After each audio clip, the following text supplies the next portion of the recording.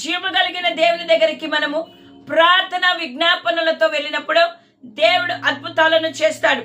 హెచ్చుగా ప్రార్థన చేసినప్పుడు విజయాన్ని మనము పొందుకుంటాం. హెచ్చుగా సంఘమంతా పేతురు కొరకు ప్రార్థన చేసింది, ఆసక్తి కలిగి ప్రార్థన చేసింది. సంఘము దేవుని సన్నిధిలో కూర్చుండి దేవుని సన్నిధిలో పేతురు విడుదల కొరకు ప్రార్థన చేశారు. ఏక మనసుతో ప్రార్థన చేశారు, ఐక్యమత్యముతో ప్రార్థన చేశారు. ప్రార్థన ద్వారా బంధకములలో ఉన్న ఆ యొక్క పేతురును విడిపించినాడు దేవుడు.